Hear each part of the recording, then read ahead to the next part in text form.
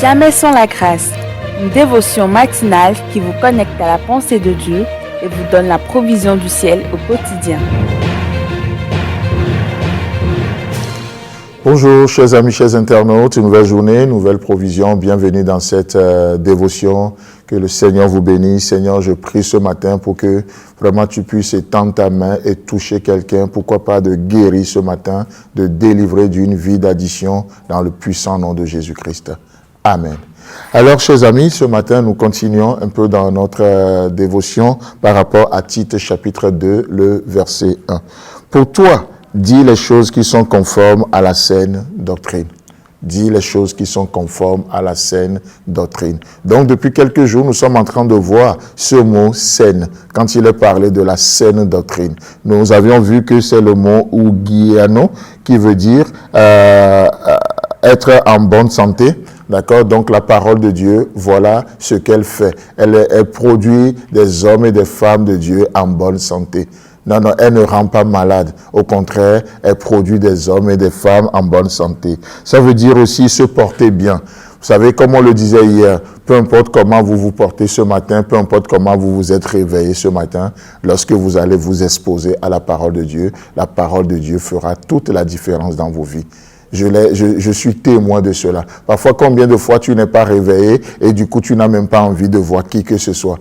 Et la première chose, c'est que tu vas dans la parole de Dieu. Et du coup, même ton visage change, le sourire revient, l'espérance revient. Et la parole de Dieu nous nourrit. Comme on ne peut pas s'exposer au soleil et ne pas avoir d'impact sur notre corps, on ne peut pas, nous ne pouvons pas nous exposer à la parole de Dieu et ne pas être impactés dans nos âmes. Raison pour laquelle nous devons savoir à quelle parole nous devons nous exposer. Pourquoi? Parce que ça aura toujours des faits. Ça aura toujours des faits. Alors, nous avons choisi de nous exposer à la bonne parole, à la parole de Dieu. Pas juste une philosophie, mais à l'enseignement de la parole de Dieu. Et le troisième mot qui explique ce mot saine, c'est quoi? C'est guérir. Guérir ou guiano, ça veut dire guérir.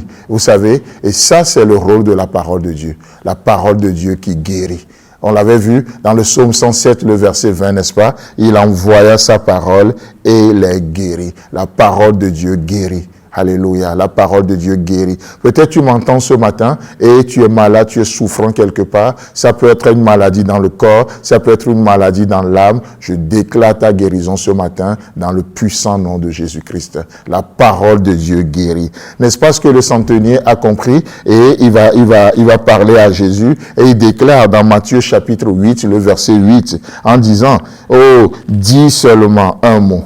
Et mon serviteur sera guéri. » Alors que ce centenier était vraiment attaché à son serviteur. Et ce dernier est malade, il était même mourant. Et du coup, le centenier va s'approcher et dire, « Oh Jésus, dis seulement un mot. » Je ne sais pas à quoi tu es attaché et tu es en train de voir cela périr. Tu es en train de voir cela mourir. Ça peut être une vision, ça peut être une entreprise, ça peut être même ta vie dans un domaine, ça peut être ton foyer, ça peut être l'éducation de tes enfants. Oh, tu dis, « Oh, c'est en train de mourir. Seigneur, c'est en train de mourir. Seigneur, ça s'essouffle. » Ça peut être l'église, ça peut être une relation donnée. Seigneur, c'est en train de mourir. Mais ce matin, oh Jésus, dis seulement un mot, dis seulement un mot, et la vie va revenir. Dis seulement un mot, et mon serviteur sera guéri. Et ça, c'est la parole de Dieu. Ça, c'est la parole de Dieu. Dieu n'a pas besoin de multiplier sa parole aujourd'hui. Dieu n'a pas besoin de multiplier sa parole comme pour nous convaincre de je ne sais pas trop quoi. Non, il envoie sa parole, et sa parole nous guérit. Écoutez bien ceci. Écoutez bien ceci. Un mot de la part de Dieu nous guérit de tous nos maux. Un mot de la part de Dieu nous guérit de toutes nos maladies.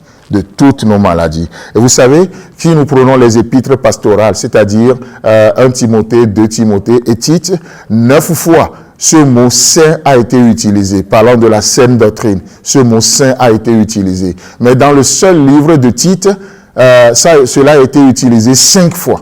5 fois.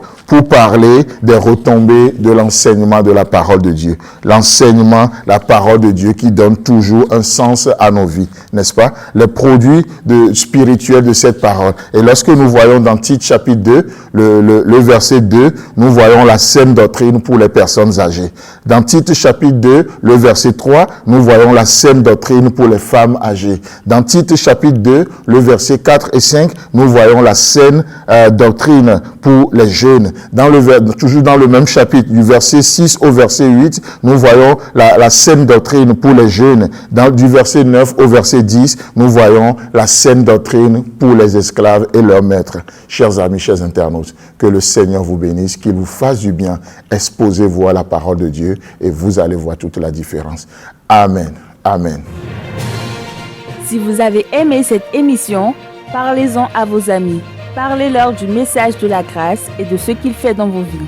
Pour un sujet de prière, une question ou pour devenir partenaire, contactez-nous au 00229 94 75